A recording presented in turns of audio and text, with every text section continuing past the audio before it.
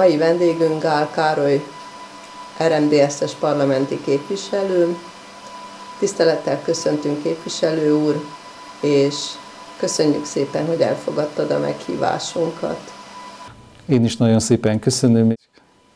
Hát itt vannak a küszöbön a parlamenti választások. Jelenleg hányan vagytok a parlamentben? Hány képviselő van? Hány szenátor? Igen, hát a 2020-as választások után a képviselőházba bejutott 21 RMDSZ-es képviselő, amelyben jelen pillanatban az RMDSZ frakcióját 20-an alkotjuk, mivel egy kollégámat, Apjak Norbertet az RMDSZ kizárta még a megalakuláskor, és a 136 szenátorból 9 RMDSZ-es szenátor van. Tehát ugye a parlamentnek a 6,36%-át alkotja az RMDSZ frakció. Igen. A képviselőházban és a szenátusban egyaránt. Hogyha valamit ki szeretne harcolni az RMDSZ a parlamentben, akkor elég nagy többséget kell valamilyen módon meggyőznie, nem?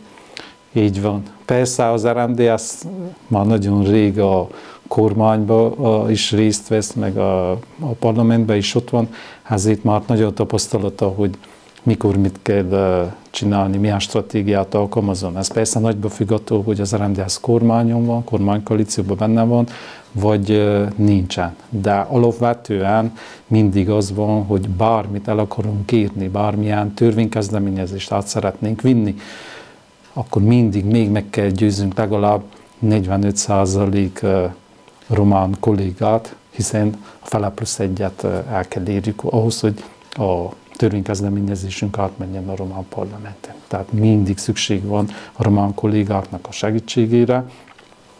Persze ez egy politikai folyamat, egy politikai tárgyalásnak a része, hogy átmegy egy törvénykezdeményezés, vagy nem. Tehát ezt nem tudjuk megkerülni. Tehát csak mi önmagunkra nem vagyunk olyan helyzetben, hogy például átvigyünk egy törvénykezdeményezést. Viszont most például az államelnök választási kampányban úgy láttam, hogy nagyon sok román elég nagy tisztelettel viszonyul a magyar államelnök jelölt, és gondolom hasonlóan az RMDSZ tevékenysége iránt is, hogy ez valós, valóban így van? Így van, én is éreztem, hiszen csak ezelőtt 4 évvel kerültem be a képviselőházba, és a román kollégák mindig elismerően nyilatkoztak az RMDSZ-nek a munkájáról, a személyekről, akik részt vesznek, hiszen a parlamentben azért úgy kell elképzelni, hogy az érdemi munka az mindig a szakbizottságokban történik. És vannak különböző szakbizottságok a gazdasági és a társadalmi életnek a különböző területein. És az RMDSZ-nek mindig sikerült a legjobb embereket, a megfelelő személyeket küldeni a szakbizottságokba, és ezért a kollégák mindig elismeréssel nyilatkoznak az RMDSZ munkájáról. És amellett ne felejtsük el, hogy az RMDSZ mindig, amikor részt vett a kormányzásba, akkor úgymond a megoldásoknak a része volt, és nem a feszültségnek, meg a kiszámíthatatlanságnak a része. Tehát az RMDSZ mindig megpróbált úgy politizálni, hogy kiegyensúlyozott legyen, nem is bomlott fel az RMDSZ miatt soha egy koalíció sem, ezt elmondhatjuk, és szavatartásáért és megbízhatóságáért ezért mindig a nagy román pártok mindig bevették a kormányba, és persze, hogyha a parlamenti számítás hozta ezt a lehetőséget. Hiszen most is igaz, amikor van a nagy koalíció, és igazából matematikailag nincsen szükség az RMDSZ részvételi a kormányba, hát akkor ki is szorították. Most ennél a választásoknál, hogyha erőt tudunk felmutatni, akkor van-e esély rá, hogy a kormányalkotó tényező legyen az RMDSZ? Igen, így van. Van esély rá, hiszen azért látjuk a felmérésekből, hogy melyik párt hogy áll, kinek mennyi a százalék aránya, és elsősorban a PSD-PNL most a koalíció mellett az RMDSZ-re is számítanak, ők is számítnak különben. Hogy a kormány tényező legyen ismét az RMDSZ. És mi is szeretnénk, hiszen megnövekednek a lehetőségeink, hogyha ott vagyunk a kormányban. Végül is tehát ebben a parlamenti mandátumban két nagy koalíció volt, igaz? Először kezdtük a liberális párttal és a Mentsetek meg Románia szövetséggel. Ott az RMDSZ, el kell mondani, hogy kicsivel jobb helyzetben volt, hiszen nagyobb volt az aránya a koalíción belül, és a koalíció is jobban függött az RMDSZ-től. És én úgy érzem, hogy ezt az RMDSZ ki is használta, és megfelelően kezelte a lehetőségeit. Amikor ez a koalíció összeomlott is, nem az RMDSZ miatt, akkor is láttuk, hogy ha bár a matematika nem kérte, de az RMDSZ benn maradt a kormányba, és a szocialista párt és a liberális mellett sikerült megőrizni a pozícióját. Majd aztán később persze, amikor volt a kormányfőváltás, és újra tárgyalták a minisztériumokat, hát akkor már azért egy kicsit az irítség működött, és igen, az RMDSZ-t kiszorították a kormányból, szerintem elég rövidlátóan. Az utóbbi időben eléggé teret hódított az AUR, ez a szélsőséges nacionalista párt, ez mennyire jelent veszélyt a mi közösségünk számára? Tehát pillanatnyi felmérések mit mutatnak, hogy áll ez a párt, az AUR? Hát igen, most nekünk azért az elmúlt 34 évben nagy tapasztalatunk van arról, hogy is működik ez a nacionalista réteg, hiszen tudjuk, hogy nem véletlenül van ez, és nem is most alakult ki. Tehát a nacionalizmus, az idegen gyűlölet, tehát azért ez ott van mélyen a társadalomban.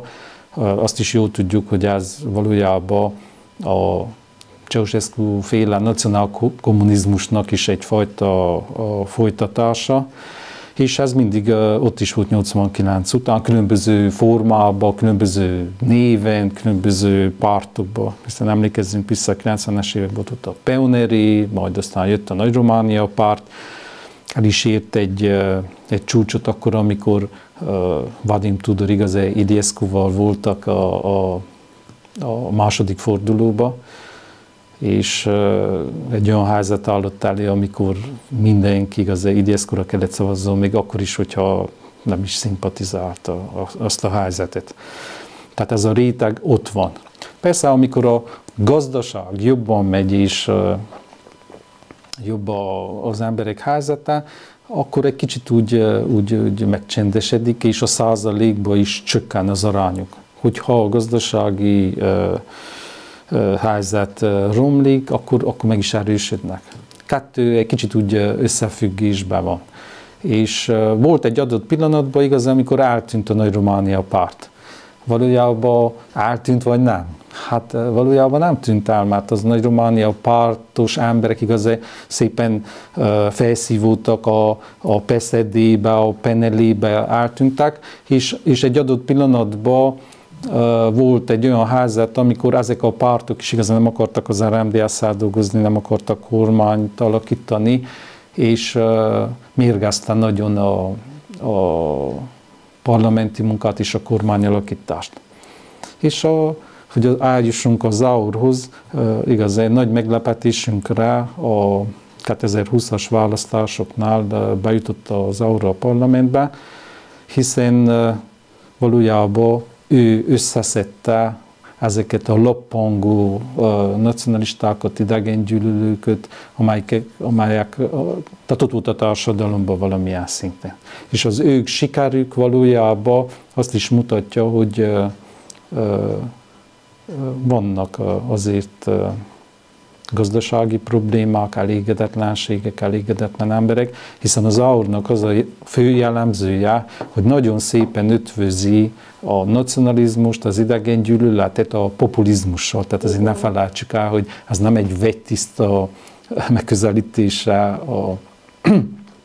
a politikának, hanem nagyon szépen ötvözik ezt a kettőt. Sőt, még egy kicsit kibontva, azt is elmondhatjuk, hogy már, ahogy említettem, a Ceausescu-féle nacionálkommunizmus, mert nagyon sok aurus kezdeményezésbe visszaköszön a kommunizmus iránti nosztalgia, de kell mondjam, hogy a fiatal része, tehát a fiatalabbak, hát azok inkább a vasgárdista, legionáris eszméket követik. És persze, hát a populizmus, amikor a hatalom megszerzése céljából gátlás nélkül ígérnek mindent. Jelent-e veszélyt most a választások szempontjából az AUR? Tehát ő elér egy olyan réteget esetleg, aki eddig nem vett részt a választásokon, a szavazáson, hogy ilyen szempontból nekünk, mint magyar közösségnek ez lehet-e gond, hogyha ugye kellőképpen nem sikerül mozgósítani a magyar közösséget, akkor, mert hát gondolom a román részvételi arány is eléggé meghatározó, hogy ők mennyien mennek el szavazni, hogy milyen lesz az RMDS-nek a százaléka, amit elér a választásokon. Hát ez az AUR-nak a jellemzője, hogy sikerül egy olyan réteget megszólítson, akik már nagyon régóta, évek óta nem járnak el a választásokra. Hiszen azért el kell ismerjük és el kell mondjuk, hogy a 89 utáni demokratikus változásoknak, gazdasági életnek a változása nem mindenkinek hozott csak jót. És vannak nyertesei, és vannak vesztesei. És azt is tudjuk, hogy a fő nyertesei például a nagyvárosok, igazán Romániában.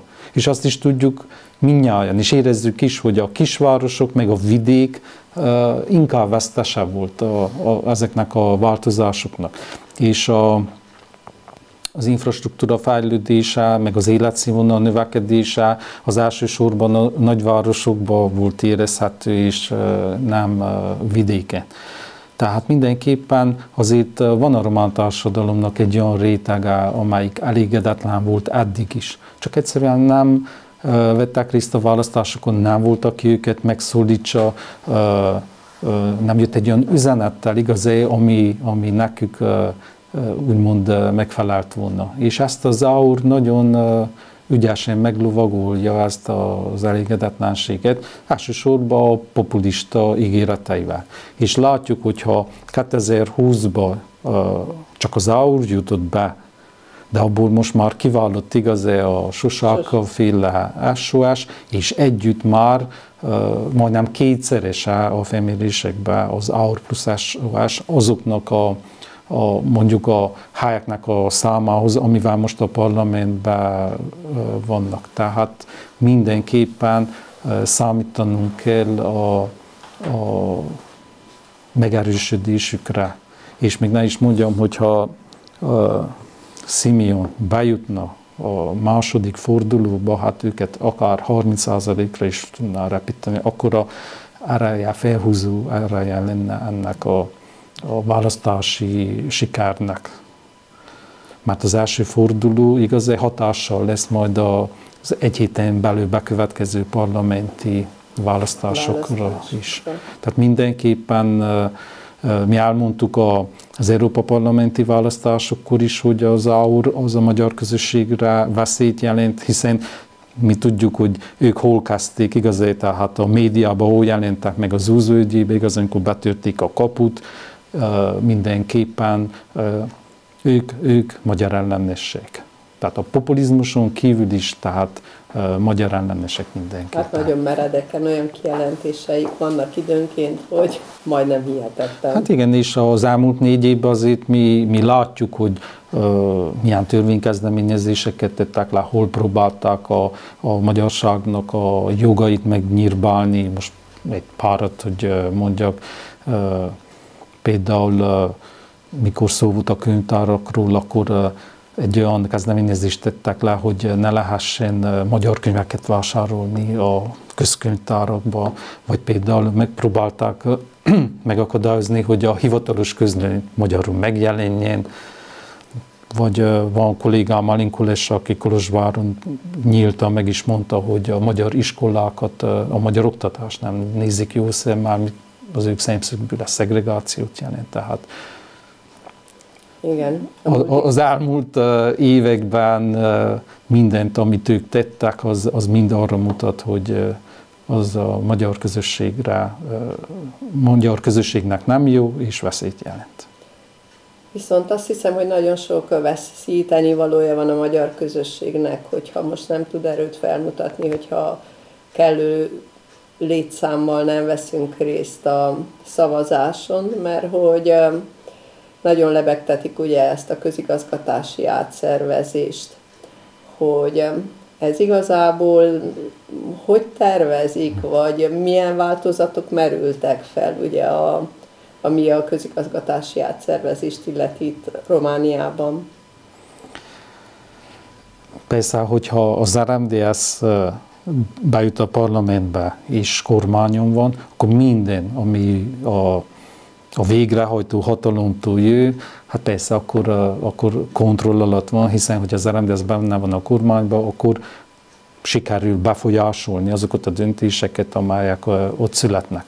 Most a közigazgatási átszervezés, azt tudjuk, hogy az utolsó, a megyésítés, az még Ceausescu idejében 1968-ban történt meg.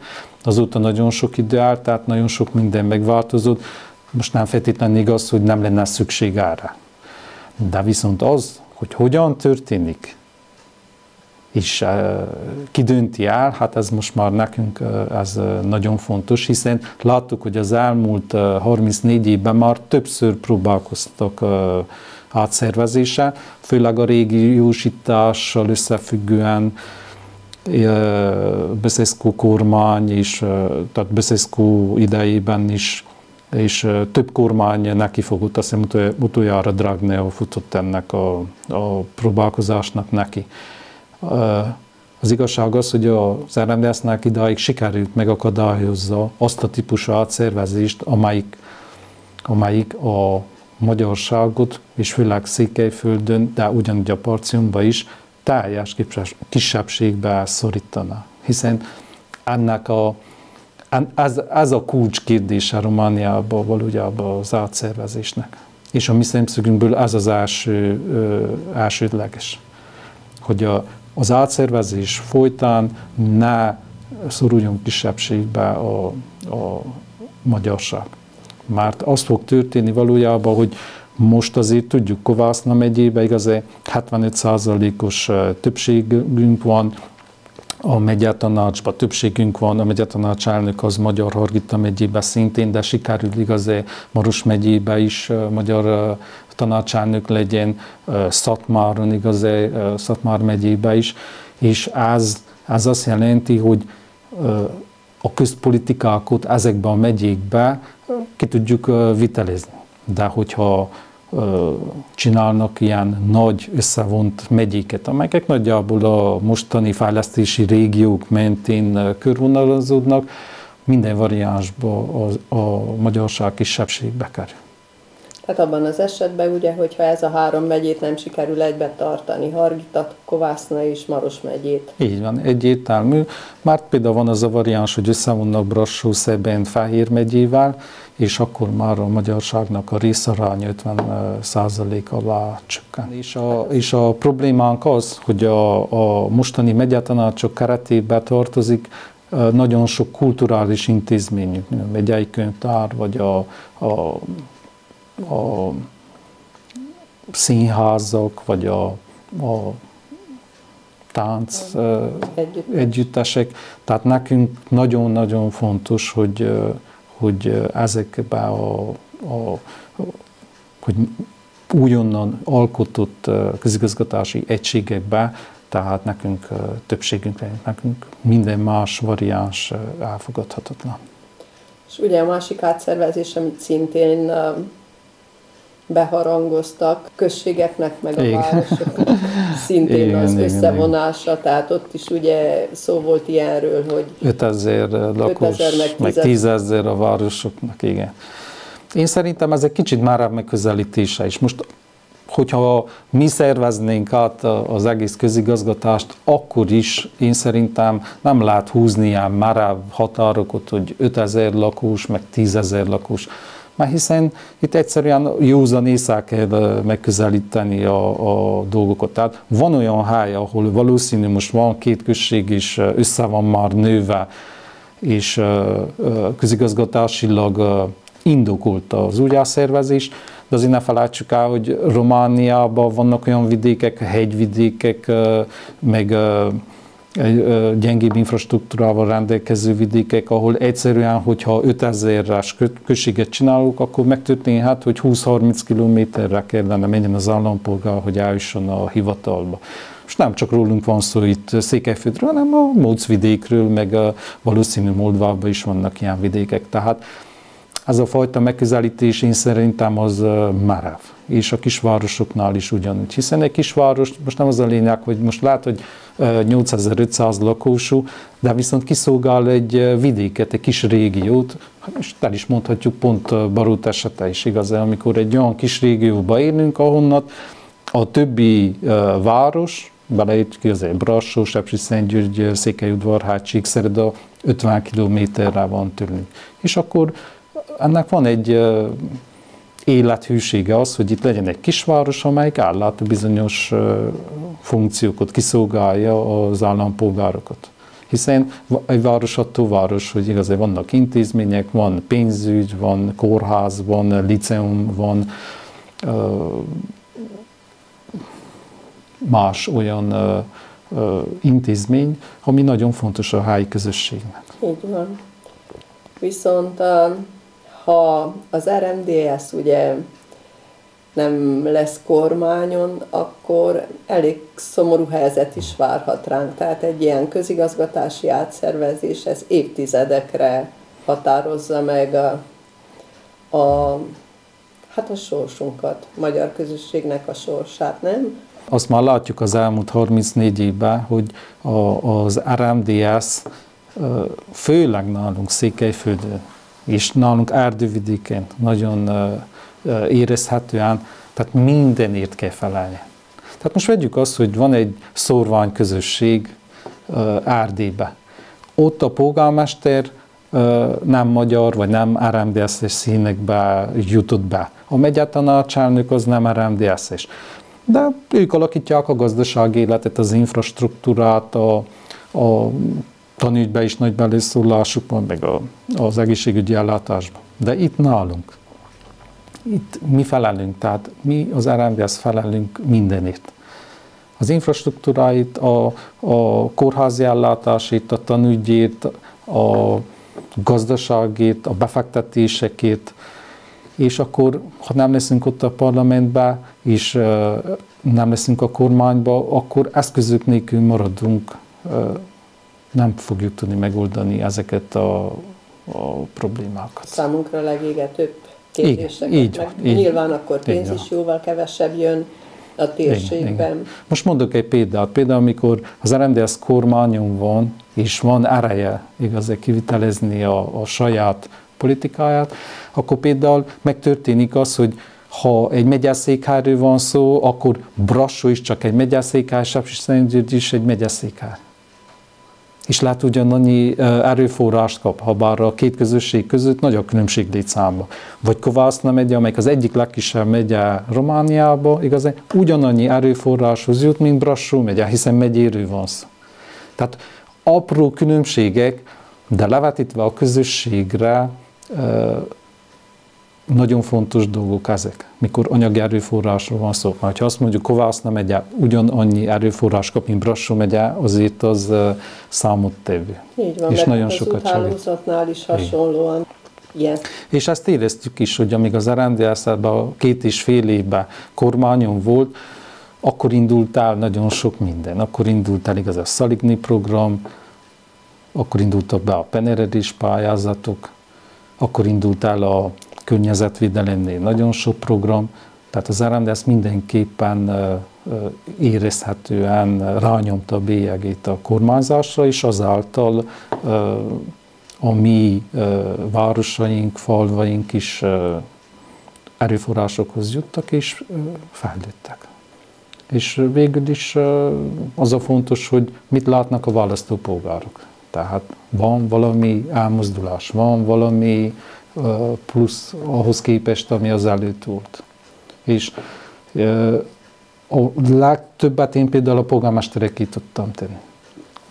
Kapcsolat voltam köztük Bukarest között. Az információval, a gyorsabb ügyintézéssel, a Szaligny programmal, a számlák kifizetésével, és ez nagyon fontos, mert képviselőként törvénytervezeteket tudsz csinálni, de azon kívül nagy a lehetőséget, ami egy olyan láthatatlan munka. Az irodában igaz, az RMDSZ irodában megpesdült az élet, nagyon sok ember bejött, főleg nyugdíjas problémával, Vodafone-os számla kifizetésével, az utcán, hogy valamit nem csináltak meg, tehát rengeteg dologgal bejöttek. És akkor így kialakult szépen, hogy a kapcsolat a polgármesterekkel, mert végül is ők jutnak el az emberekhez a legközvetlenebb, igaz, egy Nagyojtától Bardac községig. A direkt kapcsolat az emberekkel az irodán keresztül, tehát ez mind pluszot hozott. Azért sikerült pénzt is kapjunk, például tényleg ennek a röntgengépnek, hogy kicsit én is segítettem ebben, de nagyon fontos, gondoljuk meg, hogy ez a harmadik röntgengép Barótól. Tehát az élettartama egy röntgengépnek, amelyik a kórháznak a szíve igaz, 20 év. 20-25 év bekapott Barót mindig egy ekkora lehetőséget. És amikor az igazgatóról beszéltem, és mondtam, hogy adjanak egy listát. Már nem tudom, hogy mikor lesz lehetőségre, de legyen a táskámban, Bukarestben, mert sose tudott kivel találkozó. És akkor ők kinyomtak egy listát, volt egy ilyen 3 A4-es oldal, és első helyen volt a röntgengép. És én nézem, hogy 1.500.000 lány. Még felhívtam a menedzsert, hogy biztos nem írtátok el? Tehát 1.500.000, 15 milliárd régi láj, ez nem egy kicsit sok? Nem, azt mondta, még nem is a legcucosabb gép. Ez volt a legnagyobb érték, amit akkor a listáról ki tudtunk X-en. És az, hogy Barótnak, Sárdővidéknek képviselője van, hát ilyen apróságokban nyilvánul meg. Hogy azért van, mert van képviselője. És az egyházakkal, például az egyházakkal, én benne voltam az Egyházügyi Bizottságban, Felső Rákosnak sikerült, lehet nem nagy összeg, de 70.000 láj, az nem kis összeg.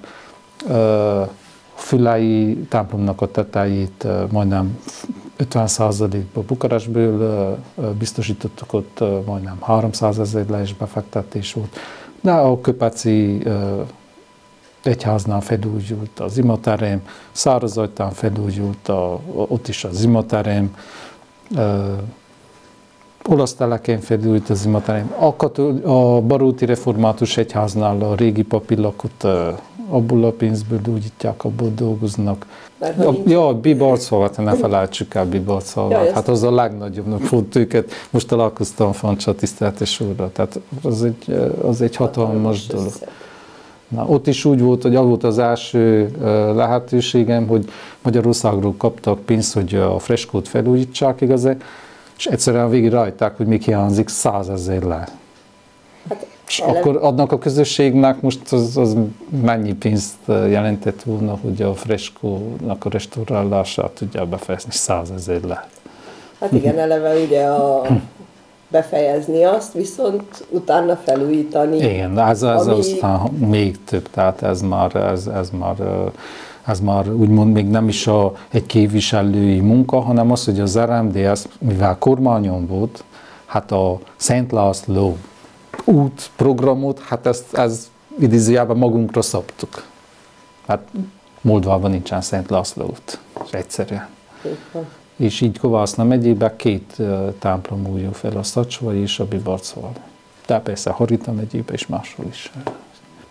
És nem csak itt Erdővidéken, sikerült még Angyalosra is segíteni, pénzt intézni. Mert amikor ott vagy, nyitott szemmel jársz, már több a lehetőség.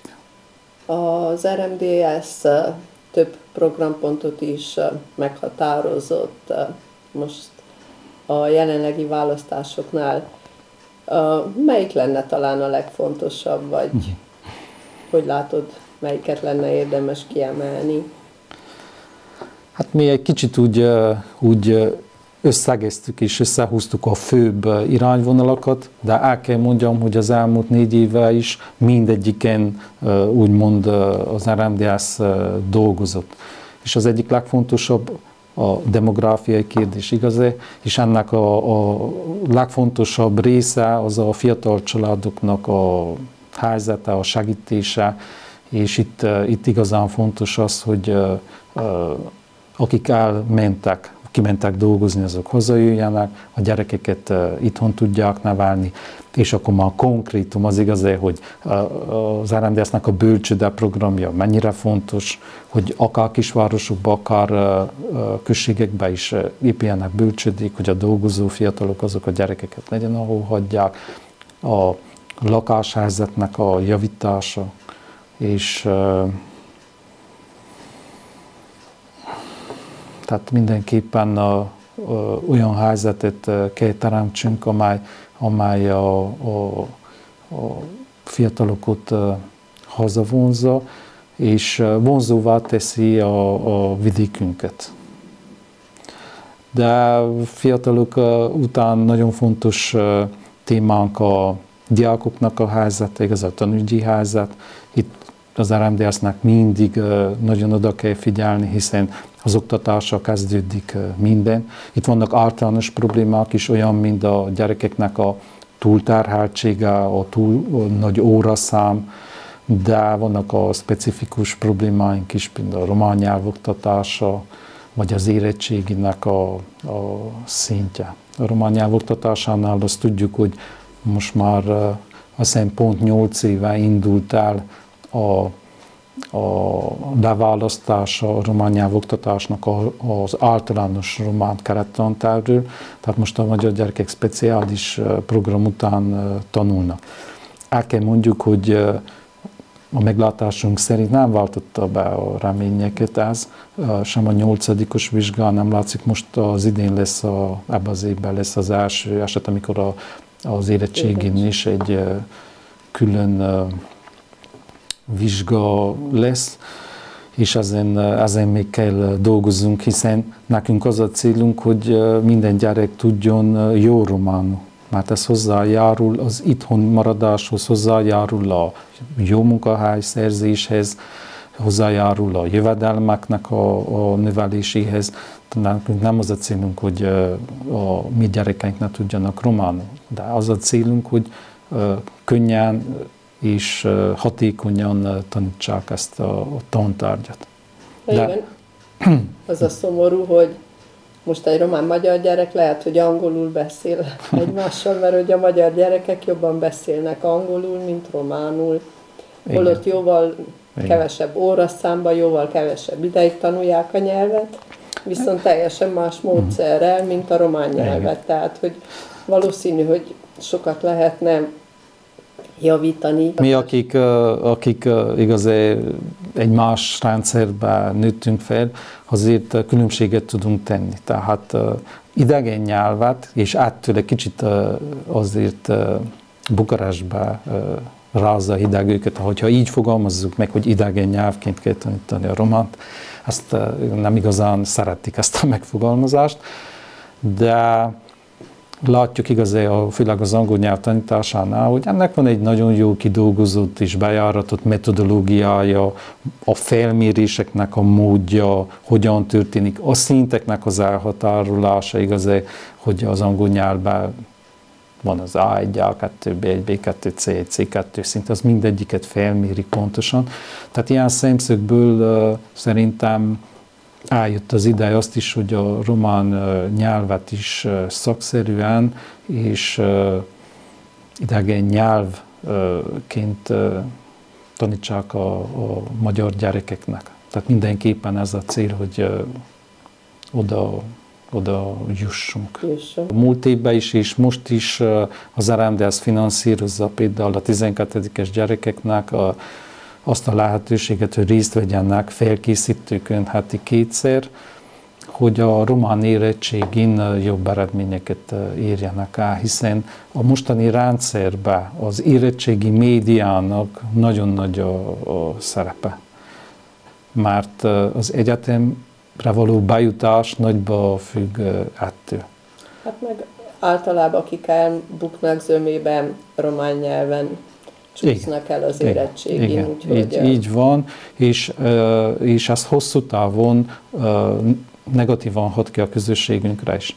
Tehát akkor, amikor tudjuk, hogy a kisebbségi oktatás részén mondjuk egy erdővidéki gyerek elmegy Kolozsvárra és beiratkozik a Bábesbolyai magyar szakjaira, ott valójában a magyar gyerek a magyar gyerekkel van versenybe. De hogyha beiratkozik egy műszaki egyetemre, akkor már nem. Már nem. És akkor az hátrányosan érinti a kisebb média a bejutási arányt. Holnap után kezdődik a kampány. És mit üzennél a magyar közösség számára zárszóként? Én úgy érzem, hogy ebben az évben már túl vagyunk 2 választáson, hiszen a nyár elején voltak Európa parlamenti választások és helyhatósági választások, és sikerült megszólítsuk mi az RMDSZ a magyar közösséget, és nagyon szép eredményt értünk el az Európa parlamenti választáson. A közösségünk megmozdult, a közösségünk úgy érzem, hogy az RMDSZ üzenetét magáévá tette, úgy a veszélyeket, mint amit meg szeretnénk valósítani, és én meg vagyok győződve, hogy úgy az államelnöki választásnak az első fordulójában, és mint a parlamenti választáson a magyar közösségünk el fog jönni a választásokra, megérti ennek a jelentőségét, és decemberben egy sikeres választáson leszünk túl. Nagyon szépen köszönöm, hogy eljöttél. Én is nagyon szépen köszönöm, és minden jót kívánok az Erdővidék TV nézőinek.